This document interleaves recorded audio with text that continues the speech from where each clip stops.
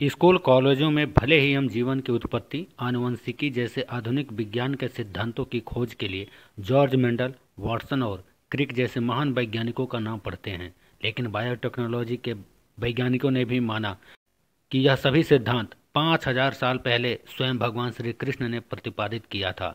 श्रीमद् भगवद गीता में कई ऐसे गुण श्लोक हैं जो आधुनिक विज्ञान के कई जटिल सिद्धांतों को खुद में समेटे हुए हैं। भगवान श्री कृष्ण ने वैज्ञानिक दृष्टिकोण के आधार पर कुरुक्षेत्र के मैदान में अर्जुन को जो ज्ञान दिया था, आज कई वैज्ञानिक अवधारणाओं का जनक है।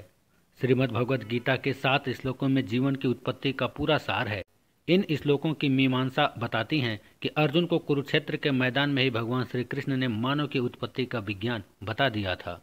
तीसरे अध्याय के 10वें खंड में पहला और 9वां श्लोक इन 5 तत्वों की पुष्टि करता है, यानी जीव आत्मा अणु और परमाणु से बनी है।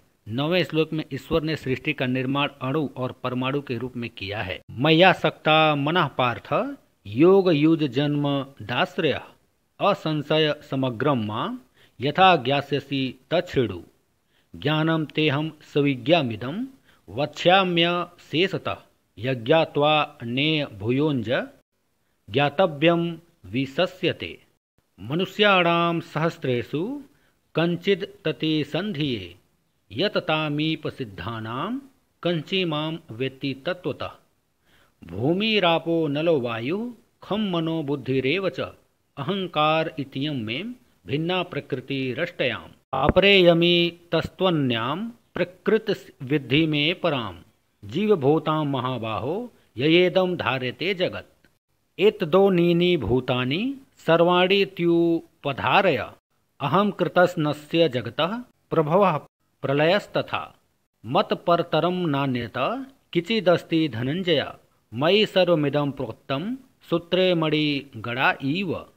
पहले श्लोक में शरीर की आंतरिक ऊर्जा के आधार के बारे में बताया है, जिसे वैज्ञानिक भाषा में माइटोकांड्रिया कहते हैं, जिसका अध्ययन सेल बायोलॉजी में करते हैं। यही शरीर में ऊर्जा पैदा करने वाला एडिनोसिन ट्राई फास्फेट पैदा करता है। दूसरे श्लोक में भगवान श्री कृष्ण ने सृष्टि निर्माण की प्रक्रिया को बताया है, पृथ्वी पर निर्जीव से जीव की उत्पत्ति के बारे में जानकारी दी है और बताया है कि वह कौन से कण थे जिनसे शरीर का निर्माण हुआ।